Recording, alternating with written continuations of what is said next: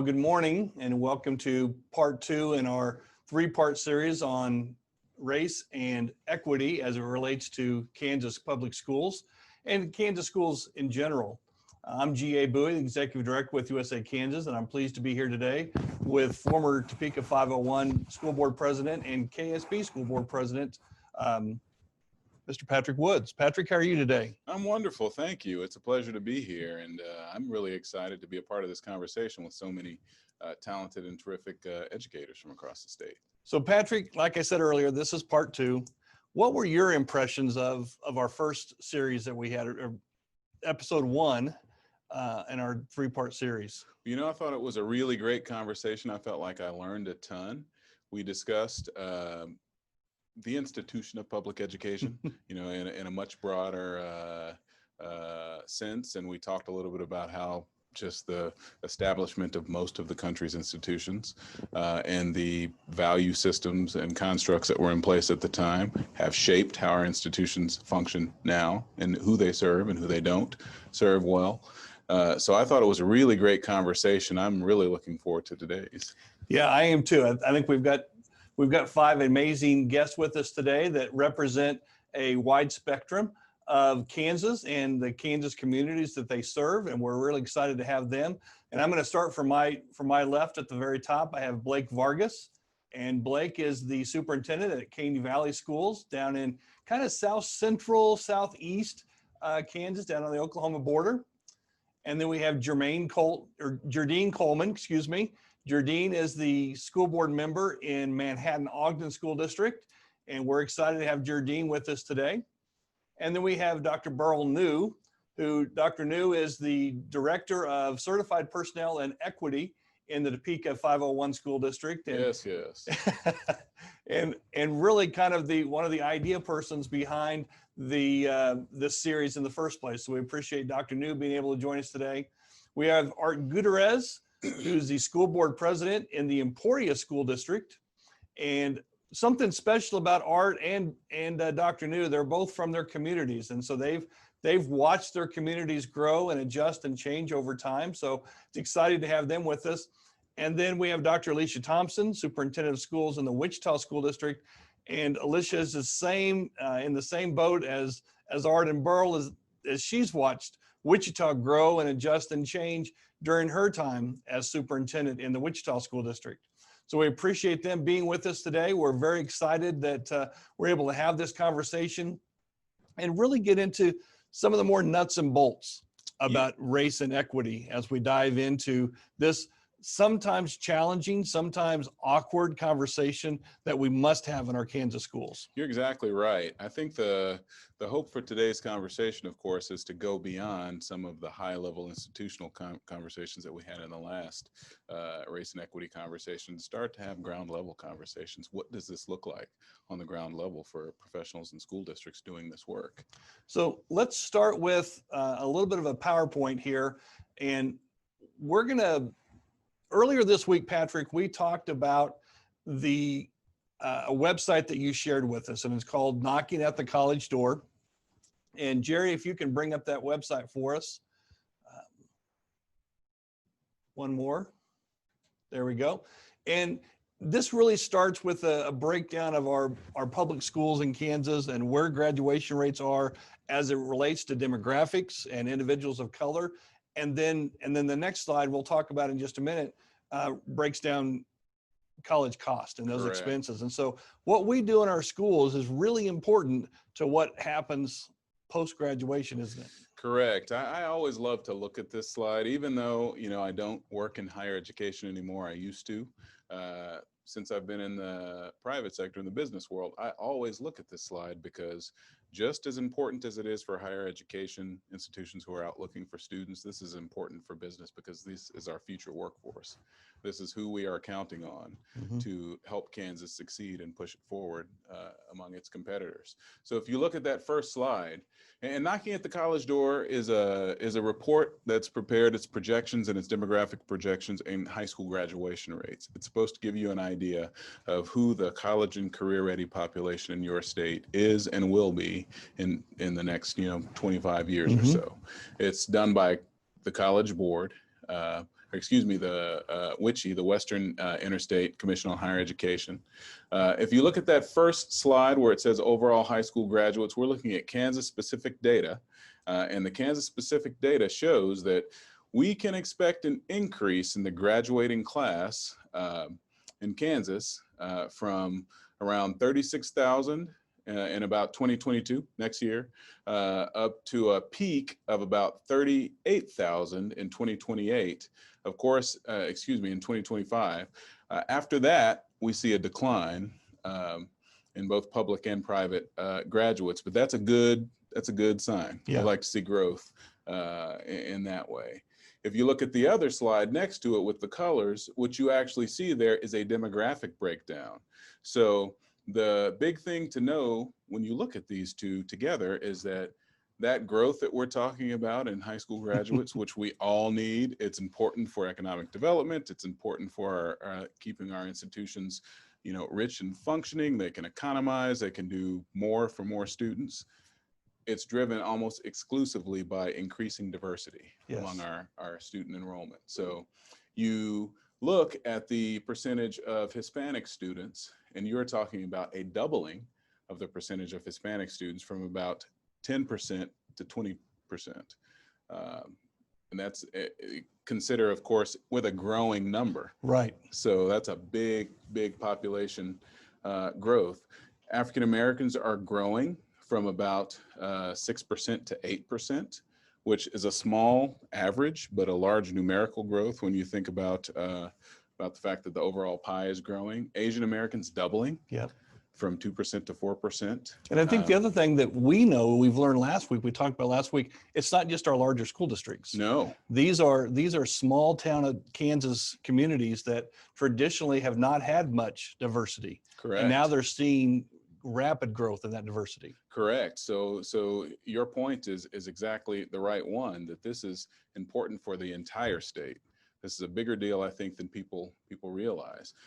Overall, the percentage of white graduates, white non-Hispanic graduates in the state of Kansas will decrease from 75% to 68% from the 2012-13 school year to the 2031-32 school year. And you can expect the non-white graduate number to increase by a commensurate amount from 25% to 32% over that same period of time. So you're talking about a pretty rapid transition from a more homogeneous population to an increasingly diverse population. So let's toss our first question out there, and we'll kind of talk to Art and Dr. Thompson just a little bit. What are your communities doing? Because I know you both have some special things going on to really focus on this changing demographics in your community and really honing in on the equity piece. We'll let Dr. Thompson get us started this morning. Oh, you're muted. Good morning to everyone. How are you? I just want to start out by saying that I am very excited to participate in this particular dialogue with such amazing colleagues that I have here on my screen. So I'll go ahead and jump into our question that you asked. And some of the things that in the Wichita Public Schools that we're beginning to look at is education. A lot of times when we think about equity and bringing that piece into our school district, we talk about training, and sometimes that's a one-time type of deal. You sit and you get, and then you're done. But we are moving into more of an opportunity where our school district is just going to become part of our professional development, whether it's academics, instructional strategies, any of those types of things. We'll be leading in with our data and making sure that we're painting a picture for our employees as to why it's important that we look through that lens of equity throughout our professional development and education that we'll be going through. We also are looking at our strategic plan. We think that it is important that our strategic plan and the goals and the strategies that we look at are also going to be through the lens of equity to make sure that we're inclusive of all. Also, another piece that's important for us to be able to begin to do is to look at our board policies and to ensure that we have policies that are inclusive of equity and making sure that we're looking through that lens through our policies. And of course, the most important thing for us is our funding and making sure that we are committing funds to ensure that equity is accomplished in our school district. So those are just a few points of things that we are working on within the Wichita Public Schools, and that I think that as we think about our own individual school districts across the state, that it's important that we take a look at those particular components to ensure that we are utilizing those strategies and also making sure that they're through the lens of equity.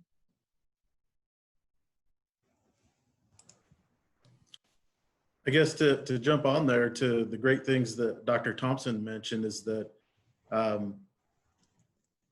a lot of the things I think she's talking about is formalized, that was very intentional. And I would say in Emporia, in our school district, we're doing a lot of great things, but I don't think they're formalized. They're things that we've come across and we're dealing with them, but I think we would be better served to formalize that. And I think from the board perspective, as the board president, as a board member, exactly what she was saying when you're talking about where do we start at, that we can start at the school board level in our strategic planning and making that one of our pillars of success. And again, like she said, viewing the changes that we make, the policies that we create through that lens of equity. Is it fair? Is it justified? And are we treating everybody the same and providing opportunities? So I think that's a big part of how we move forward and how we take action after these discussions that we're having, and just continue to build an understanding that the changes that we're making are benefiting all students in the long run. That's what I truly believe. And that the work is never done, that we're going to keep continuing to build on what we do. And it's not, like you said, one professional development and we're done, or a year of professional development. It's an ongoing challenge that we face as districts. And I think it's going to benefit the state of Kansas and all of us in the long run. Dr. New, you guys have been doing some things here in Topeka locally with and around your community, and you've been a big part of that, bringing the equity component into that. Can you talk to us a little bit about how you've brought the community and your schools together as you talk about just the idea of helping to train kids and helping to grow kids into not always one-dimensional, but all their opportunities that they have? Yes. So as I was looking at the charts that Patrick reviewed so well for us, we always recognize that every data point is also representative of a single unit, which is the student. And if we don't lose focus on the fact that the kids are the bottom line, then we can begin to impact change within our district. So probably 2013, I believe our district took on looking at the data, examining it through the lens of what does color, what does race have to do with the data that we're looking at. And so that has led to the development of our equity council. We also have student equity councils. Dr. Anderson has a student advisory committee made up of students, high school students from all over the district, who can come and share their reflections on what's going on in their school, what's happening to them individually. So I think it's just that importance of recognizing individuals, their individual voice, their personal experiences, bringing that together. And then, as Dr. Thompson laid out what they're planning to do in Wichita, Topeka doing the same thing, looking at how can we incorporate what we're learning into our policies, into our district procedures, so that we're not just talking it, but we're actually walking it out, and walking it out through the generations that are going to be affected by what we learn and the decisions we make based on that. Very good. And Mr. Vargas, as a superintendent in Caney Valley, and the small part of the Kansas that we don't have a lot of diversity at this point in time, you shared with us last week the importance of teaching diversity and equity for all because of what it means for kids post high school as well. Yeah, I think that's always been a focus, given my background on where I graduated from, and also just the communities that I've had the fortune of working in, is understanding that we do have some outstanding diversity in communities surrounding us, but Caney may be a little different than that of the larger population overall. And so that's been a focus not only with our teachers, but with our students, about understanding that we are part of a larger area. And again, it's understanding how some of those implicit bias can creep in, and those things can impact, and having those tough conversations. And so I think it starts, again, being willing as a leader to set that tone, to work with staff, to encourage them on how do we have those conversations, and more importantly, how do we prepare our students to enter a world that's much different than the community they may be growing up in. And so I think that that's of the utmost importance in all communities, but especially in those that may not be very diverse. And so that again, I think lays the foundation to create those larger conversations for change, and just open them to an area that they may not have been exposed to if you're not intentional about it. And I think that that's the most important. Dr. Thompson talked about that. She talked about the funds, but I look at that as put your money where your mouth is. And so we can talk about a lot of things, but if we're not intentional and don't dedicate, then we're not going to see those results. You raise a really, really valuable point, I think, by stating that we are responsible as the institution of public education for preparing children to go out and interact in a world that may be very different than the community that they grew up in, the small micro community that they start in. That this is really students' first experience with American democracy. This is how they live, learn to live in the United States of America and coexist. So that kind of brings us to Jardine as a school board member, of course, and one from a district in a community that is always changing, heavy military presence, always high fluctuation in and out. What are the unique challenges, I guess, that you see with respect to the last question in Junction City? Manhattan, Ogden. Don't say Junction. You're going to get I'm me sorry, in trouble out here. I have, and ladies and gentlemen, I will be signing off here. Oh, no, thank you. And I echo Dr. Thompson's words. I appreciate being a part of this dialogue today. Our community is very unique in that we have a very transitory community with Fort Riley, but also we have international diversity with Kansas State University being kind of in the center of our community. So we not only have students who are domestically diverse, but we have students from all over the world who are bringing traditions and customs and just opportunities for Kansans to be exposed to different kinds of people, because as Mr. Vargas said, it's not just about the community that you start in, but it's being a part of a global society. So we really try to highlight those different cultures that come to our community. We try to have just examples of difference of, so we have a school in a smaller community here that does a cultural night. And so all of our families get to come and just share that with their fellow students. So they share different foods, different traditions, different customs, and we really try to highlight that. We are definitely nowhere near where Wichita is on weaving equity through our school district. That is a conversation that we've just started, even I would say since I've been elected, so in the last 3 years. And we're really trying to take a step back and have those hard conversations at the board table of what are we doing to make sure that we are elevating those voices that are often silenced in classrooms and in school. We're really trying to look at how do we bring teachers, administrators to our district so that our students can see themselves in front of classrooms. That is something that is so important. If a student never sees a teacher that looks like them, how do they know they can be a teacher? How do they know they can be a doctor if they never see a doctor that looks like them? So that's one of the initiatives that our Committee for Diversity and Inclusion is working on in our community here right now. That's a great point. Yeah, it really is. I mean, understanding what's out there, what are those opportunities for me, even in a changing environment. And Jardine, you guys have a little bit of a, and I know you're not in school right now, which may make things a little easier for you as a school board, but you've got some challenges going on with the university right now. Are you hearing any of those challenges kind of rolling over into the public setting at all, or because the kids are not in school, you really haven't heard much?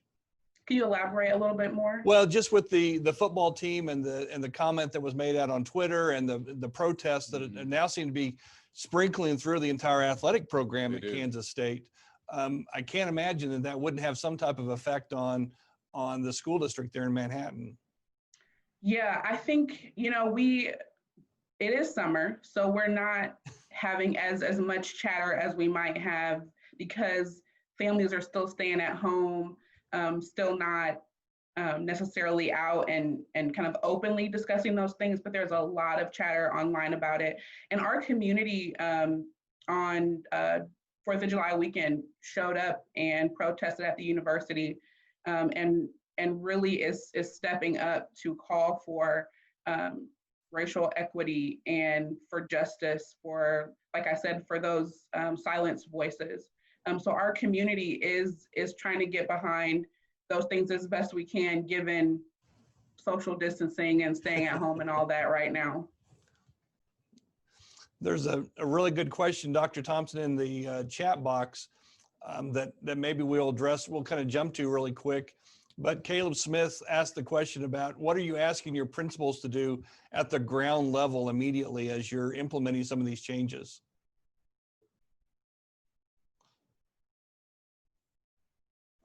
You're muted.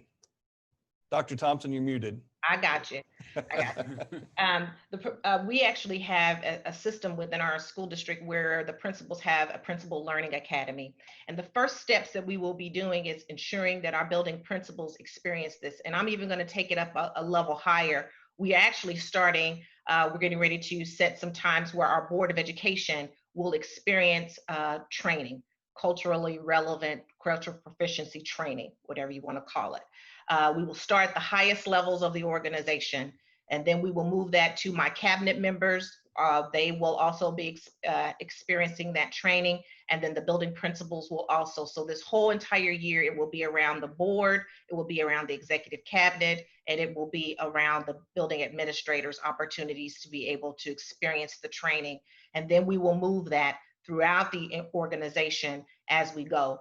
So we want to make sure that you start with the top, because if the top doesn't support or buy into that and have experienced that and had the opportunity to dialogue and be part of those experiences, you still won't get the impact, we don't believe, that you will need to get. So again, as far as building principals are concerned, they will be experiencing this professional development, and then the expectation would then be that they would share that with their teachers, and as a building, they can decide exactly where they are on that continuum of professional development learning, so that as each building has their own kind of dynamics within them, and building principals and leadership teams can decide where they want to begin with the journey. So that's what we would be expecting from our building administrators. But again, a very formalized process, not taking a chance this is going to happen generically. It's very formalized, very intentional. And I think, Patrick, you in Topeka 501 and Dr. New can expand upon this. We're very intentional with the Equity Council that's developed and has grown in Topeka 501. And we had lots of questions about that after part one in our series when Dr. Anderson introduced that. So Dr. New, if you could, because my understanding is you're the chair of this Equity Council in 501. How did that get started, and what does that role do? And can other districts emulate what you're doing? Yes, well, actually, Dr. Anderson and I co-chair the Equity Council, and her expectation is that all new administrators attend the Equity Council meeting. And we also have an Administrators Academy.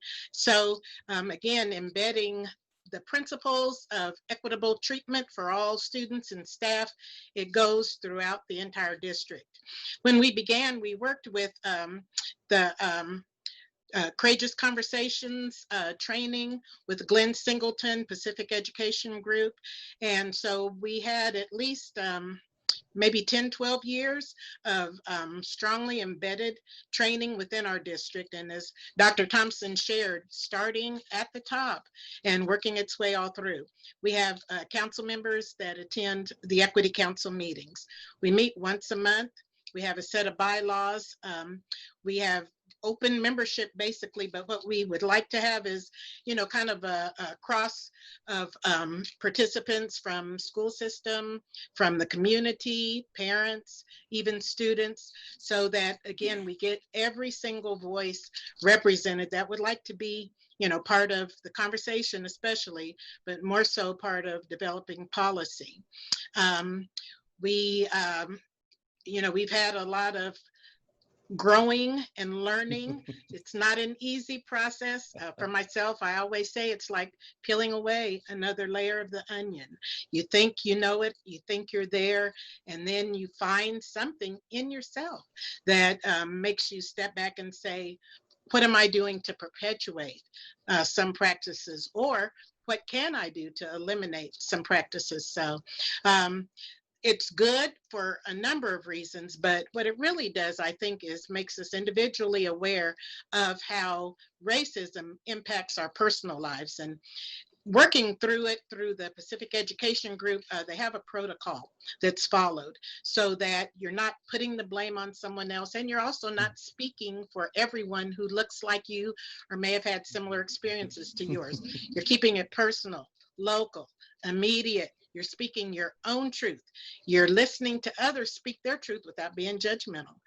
So I know that sometimes it sounds like, oh, if we take this prescribed program and apply it in our district, everybody's going to come out, we'll be holding hands, singing Kumbaya by the end of the session. Not so, but that's part of the process and the growth. And then it helps you to be more patient with yourself and definitely with others.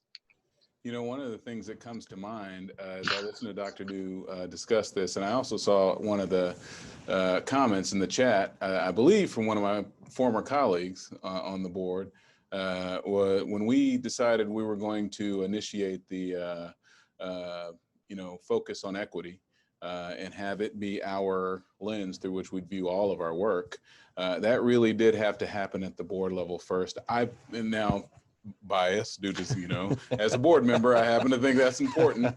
But I'd love to toss it out to the administrators involved here to see whether or not, to check my thinking. The way I view it, it's really critical that the board actually be committed to viewing every single practice, every single thing the district does through the lens of equity.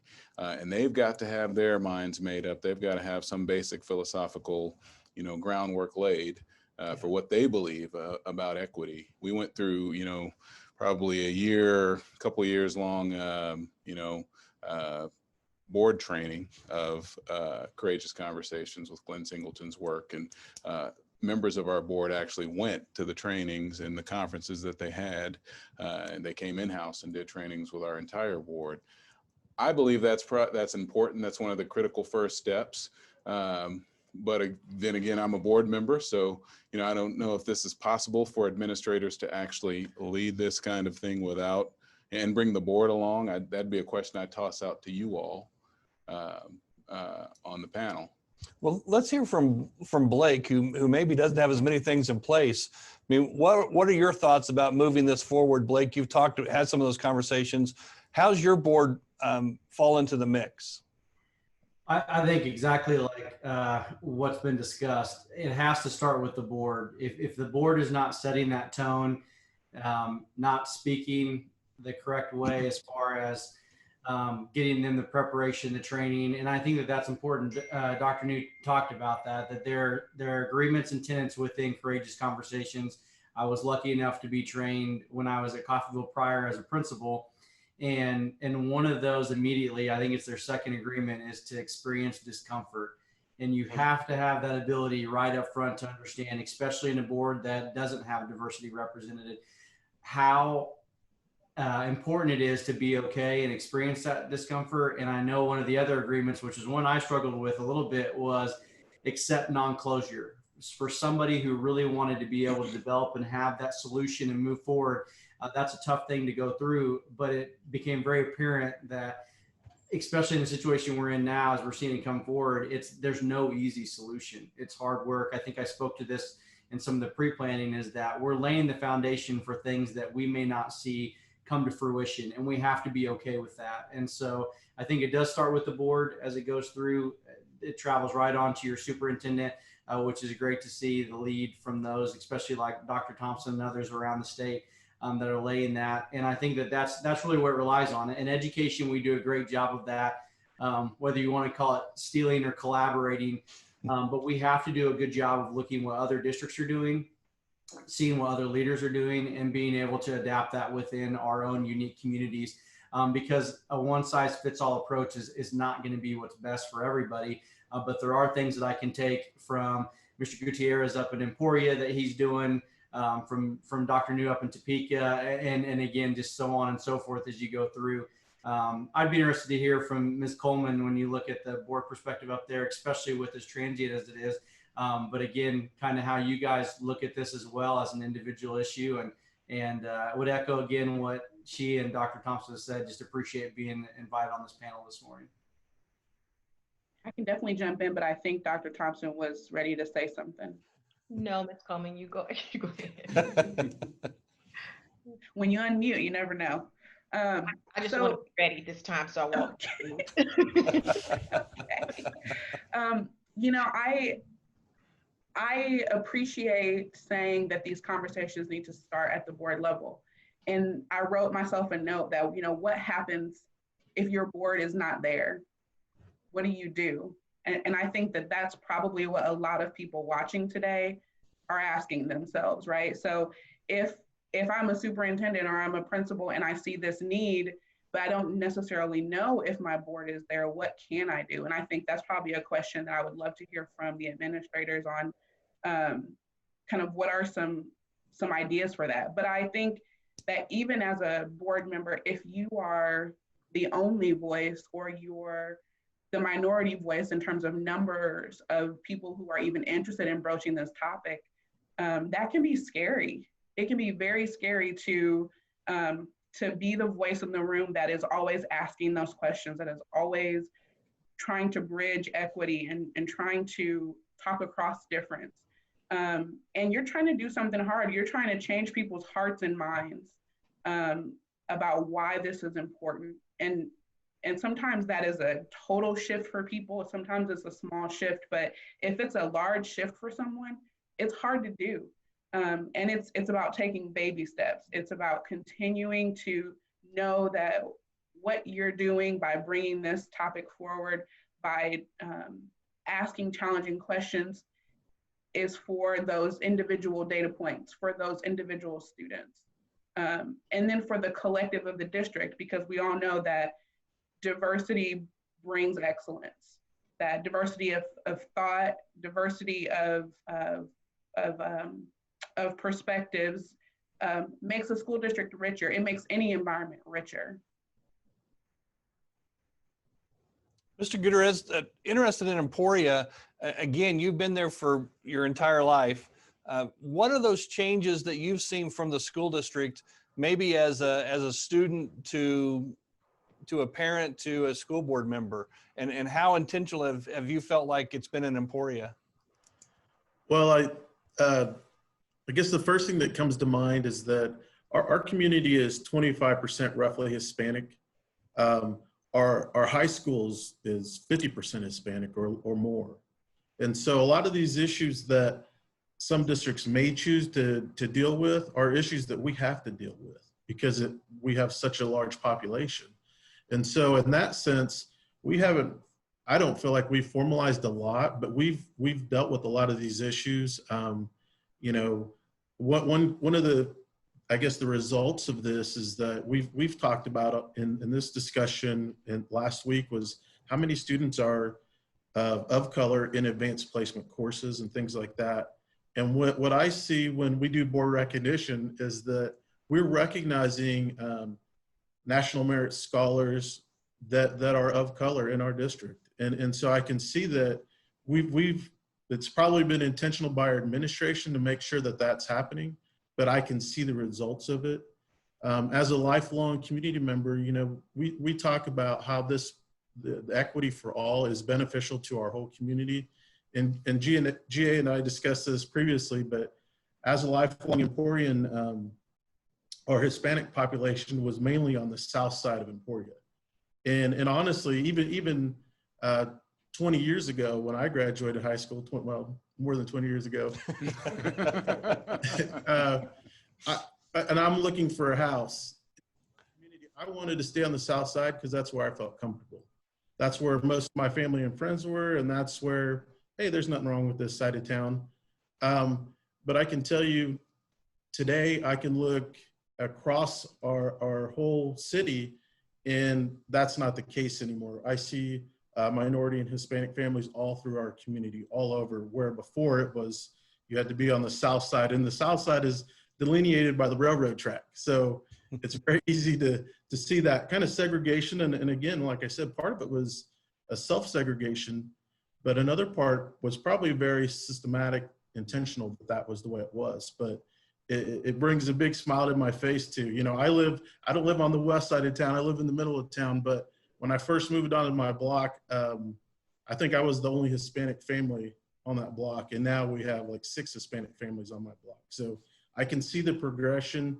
And as we do these things to better all of our community members, you'll see this growth and you'll see this development. And I think it's going to be very positive. So that's just one thing that I notice about this. So Dr. Thompson, to continue what Patrick was talking about, if as a superintendent, if your board was not on the same page with you, what would be advice to your fellow superintendents to help convince a board this is the direction they need to start talking about and moving, and what would be some of those steps? Again, I'm pretty a person that looks at the big system as a whole to try to incorporate change within the system. So I would, if I was a superintendent and I had a board that was kind of a little uneasy about some of this, because again, it's bold to stand up and begin to talk about that. And a lot, as Ms. Coleman talked about, the fear that sometimes comes when you begin to have those types of conversations. But one thing that you can't run from is your data.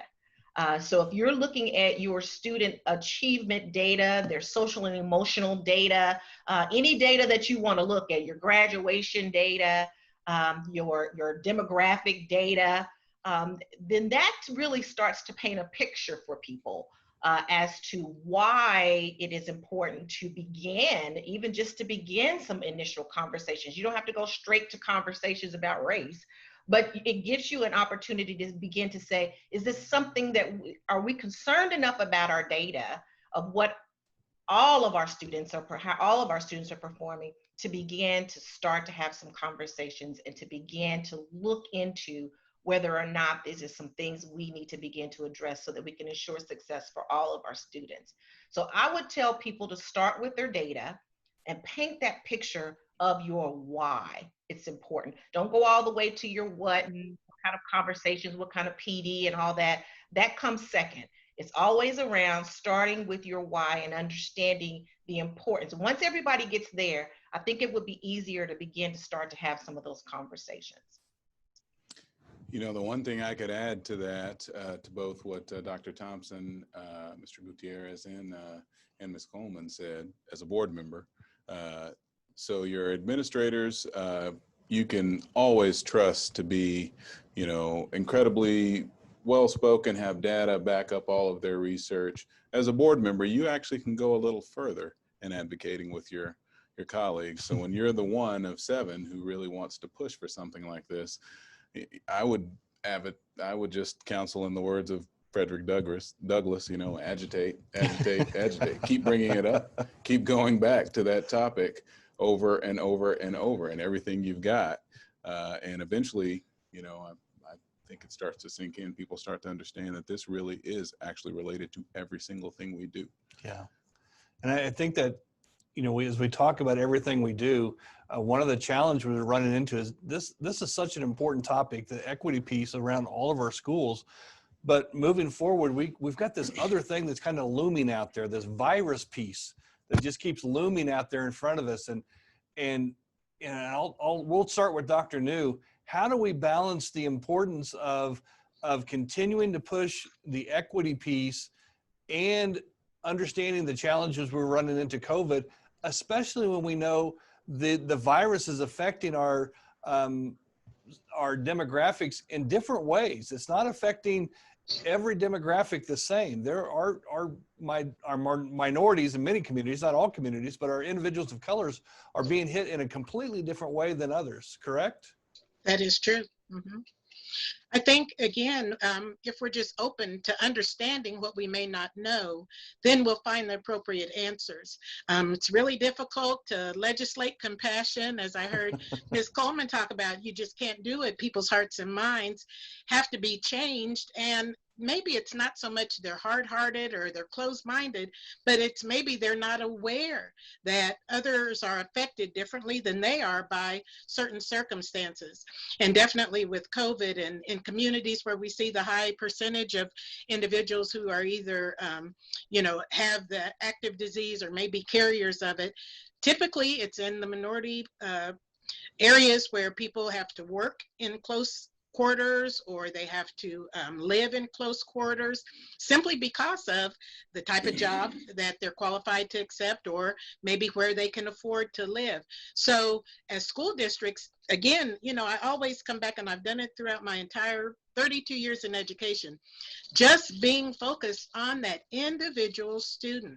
Because if you get, if you get the airplane view or, the 30,000 feet in the sky view, you're going to miss out on that one child who can be the one that you can make a difference in their life, and then they turn around and become a difference maker.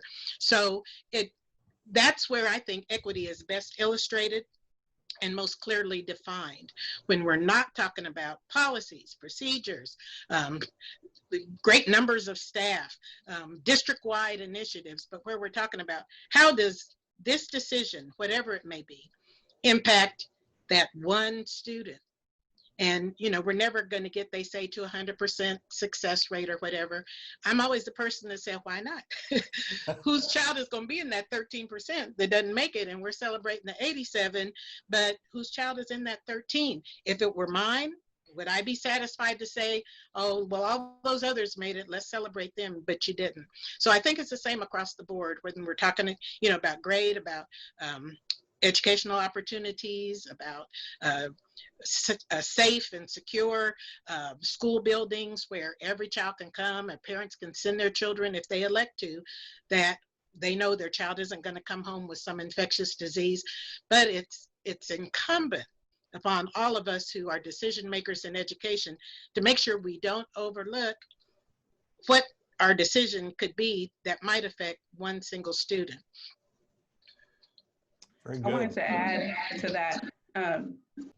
GA, you asked, how do you balance? And I think, if we use the health metaphor, if you were in an accident and you broke your arm and your leg, I think we would all hope that the doctor would try to fix both and not prioritize one over the other. That's a great analogy. Right. So I think we can talk about wearing masks, and we can talk about social distancing, and we can talk about health disparities, and we can talk about the problems with equity in our educational system at the same time. We can do that as humans. We have the capacity to keep both of those conversations going. And I think, to Dr. New's point, we owe it to those individual students to continue to have both of those conversations. I think she may have just thrown down the gauntlet to all the school districts, didn't she? I think so, and very well stated. That was a great analogy.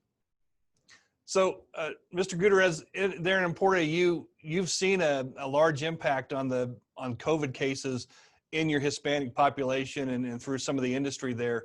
How has that affected your community, and are there things you've had conversations about focusing in on your school district?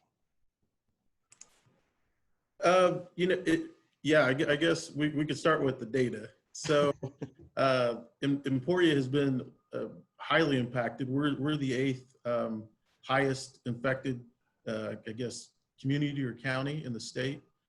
We currently, we've reached a total of 510 infections. Thankfully, though, I think through education and people really being responsible. We're down to 27 active cases. But of that 510, I believe 326 have been Hispanic community members. And so it's making a huge impact in our community. And that's going to impact our schools. We would be foolish to think that that's not impacting our schools. And so I think we have a lot of support programs in place, whether it's our lunch program, our student cupboards that we have where students can get food. We have all kinds of resources, and we're really great at finding resources and connecting people with them. We can always do better, but we've built in a large, through different programs, we have communities and schools that help identify students in need and then connect them with resources. And again, those are all very intentional, and they cost resources. And that's, before this equity discussion, we were doing all of those things, and we'll continue to do those and grow those. But I heard I was talking with a teacher this weekend, and she had a student that when we went to the remote learning, both of her parents were infected and were quarantined. And this is a 14-year-old student who had to care for her 6-year-old brother or sister. But trying to do schoolwork while you're grappling with that, it's a challenge. Another piece that we don't think about a lot. Yeah, very difficult. You think about it. Which could bring some challenges with kids coming back to school as well. Yeah, and we're really focused, as I think many of us are, on getting kids back in school. I've heard a lot of stories where kids are social emotionally, they're struggling with not being around their friends, not being in a disciplined sort of setting when they're kind of at their own leisure to get up and be academic minded. So, I think we're going to have a really tough challenge ahead of us this fall as far as getting into school and staying in school and staying healthy. And then also trying to meet the other objectives we have with that social emotional issue. And I think what was previously said, that we really need to focus on those individual kids. When there's a student that's struggling, we need to identify them and plug them into the resources we have, because it can't be one or two people that have to resolve the situation for the student. And sometimes that's not even possible. It really becomes a community issue. And I think this equity discussion is a community issue. We can start it in the school district, and then it's got to balloon out into the community to really impact our culture, because we talk about culture in school districts, but it's the culture in our community. And Correct. So that's a big piece of it. Yeah. Well, and I'll piggyback on that. I think it exactly like what you're saying is being intentional and being proactive versus reactive. I mean, that was one of the things when I think about the working with the board or those that may be resistant to having these discussions about equity, is that you either need to plan for it now and be proactive, or be ready for a situation that you're not prepared for and deal with the consequences. And so when you have that first student that decides to kneel during the national anthem, how are you as a district going to be prepared for that? How are you going to support that student and help educate those around that? Will immediately, some of the population will not understand that. And no matter what you say, again, it's a hard issue. It's things that are driven deep within them that they're not going to want to hear that student's why. And it's our job to make sure that we're prepared to educate them behind those decisions that come up, because this movement that's been happening now has been with students away from schools, away from peers. It's been mostly online. I mean, you see some of those they're happening, but the reality is we haven't seen the impact of that with schools going on. And so if we're not prepared for that, if we're not laying some of that foundation, then we could see some things that could be very detrimental to schools and to communities overall. And so being intentional, making them aware, as Dr. New stated, I think that's one of the biggest things that we can do, is be willing to highlight those individuals and give them a voice so that others are aware. Because I think I hear that more than anything in communities, especially that don't have a lot of diversity, is, well, I don't see that here, or I don't see any of those issues. But the problem is that they're there. They just haven't listened. They haven't seen that. And again, it's not unwillingness. It's just we haven't done a good job of highlighting those things that may be occurring. So I think preparing for that, knowing how to handle that when those situations arise will be important for districts as we begin to transition back here in the fall. Yeah, I agree. Yeah, very much so. Do you have a question you want to toss out there? Well, I saw you looking at something. Well, so the question I wanted to toss out, of course, when we start talking about this is the Captain Obvious statement of the day, I think, but it still bears stating.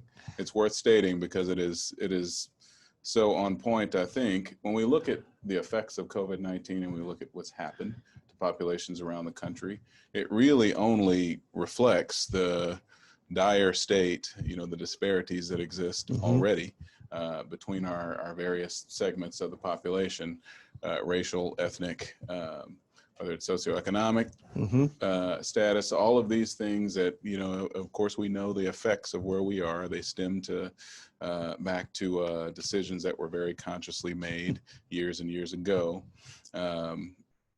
At some point, we're going to talk a little bit about the responsibility for K-12 institutions to prepare their students for higher education, whether it be a career or technical education or a traditional four-year, post-secondary education, something that's going to prepare them to be able to participate in the economy now. COVID-19 has really, it's amazing how the impacts on the community almost reflect exactly the median income of all of our our demographic groups in the state of Kansas. Yeah. So that just came to me as I was listening to Blake talk about that, and especially when we hear folks who say, well, we don't have those problems here, or I don't see color, which is one of the most amazing statements I ever hear anybody make. I go back to to Jardine's comment. If, as a board member, no one can fire you. You've got 4 years as the representative of this democratic institution that the people own and operate. So you get to continue to, agitate and try to, for people who don't see this problem, bring it to their attention so they understand. And you have to do so with under the good faith assumption that most people are not resistant because they hate. I mean, that's certainly out there. There are people who are haters, but most people just don't understand because we live in such a segregated society where we don't have as many opportunities to interact with people who aren't like us. Yeah. So. Again, we got a question and kind of a statement out there. It's great from our folks over at KNEA, but one of the challenges that are going to be there is when our kids come back, there are going to be these impassioned kids around equity. And they're going to be in all of our communities because whether it's affected their community directly with a protest, or they've participated, or they've just seen it through social media. How have we trained our teachers, or how do we anticipate training our teachers moving forward and providing some PD for them to have these conversations with their kids when they come back? We've talked a lot about our administrators, but what are some thoughts for our teachers? And we may dive into that a little bit more in part 3, but what would be, from our administrators, what would be some of your thoughts moving forward with PD or support for our teachers as they prepare for kids coming back, knowing that they've got a few other things to think about as well? Well, I definitely wrote that down just now as a piece to consider as we've been talking about kids re-entering these spaces with all of these things that have happened to them or they've experienced outside of school, and now we're opening back up school. It's not going to go away. I wrote that down. So we definitely should begin to talk about what that looks like. I do currently, but this is just one thing, have a student advisory council, which consists of representatives from all of our high schools, and I meet with them on a monthly basis. And one of the things that I feel like as a beginning step, as I'm sitting here listening to my colleagues, one of the first steps I probably will do is to meet with that team of young folks and find out from them exactly what it is that they would want us to be prepared to be able to do for them when they return back. Because again, as adults, and I say not we're not old folks, but as adults, we definitely have our thoughts, but again, it may not be the thoughts of the folks who we are serving. So it would behoove us to probably, and one of the things that I wrote down was to meet with that student group to find out what we need to be prepared for to support them better. Very good. I'm not an administrator, but I will add, I think what Dr. Thompson is describing is listening. And I think that our teachers need to be prepared to just be listening to students. You know, we've had a lot happening in the last 90 days, and summer is not even over yet. And so students are going to be bringing a lot of extra baggage to school. And we talk a lot about adverse childhood experiences. I would say COVID-19 is going to be added to that list of adverse experiences that we've all had to deal with. And we know that when kids go through something that could be considered traumatic, that equals a lot of the time a spike in behaviors if they don't have good coping strategies or if they're dealing with a mountain of other stressors. And so as adults, we need to be prepared to co-regulate, and hopefully our teachers are taking care of themselves during this time.